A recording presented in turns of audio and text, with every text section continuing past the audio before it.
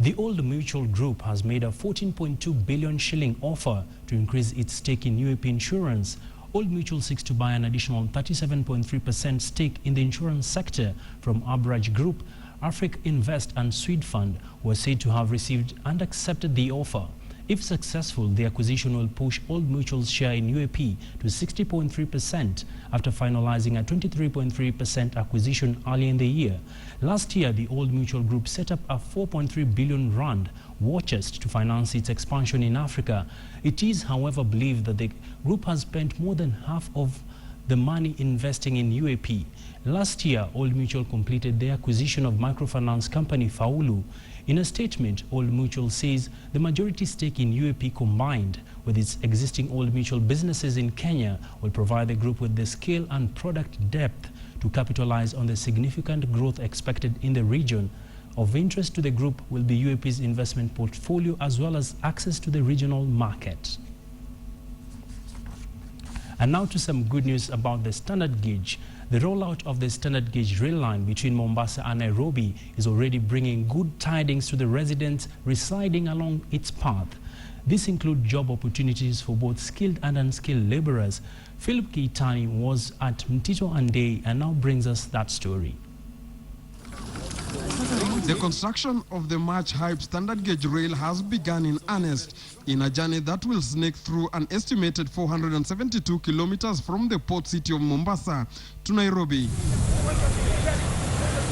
So far, 2 factories that are expected to produce materials that will be used in the construction of the rail are already up and running, with 2 more expected between Mtito Andei and Nairobi.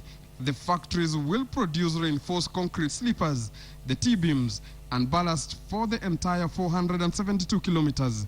Phase 1 of the project involved construction of the 472-kilometer railway line from the coastal town of Mombasa to Nairobi.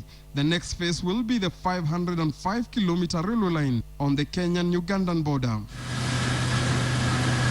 The railway line will be constructed in 5 sections to ensure it is completed swiftly.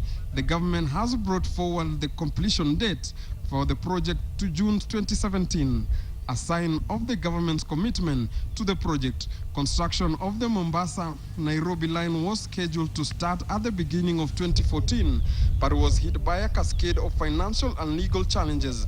The government has, however, been swift to try and reduce the challenges and has so far allocated 10 billion shillings to compensate affected landlords.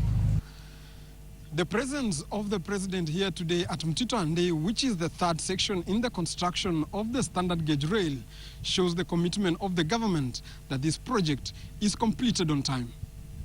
It is expected that SGR, as it has become popularly known, will contribute to the growth of the country's real gross domestic product. Upon completion, the line is anticipated to ease the cost of doing business in the region significantly by reducing transport time and cost to and from the port of Mombasa. These in turn expect to boost the regional trade by improving competitiveness across the 5 East African community blocks.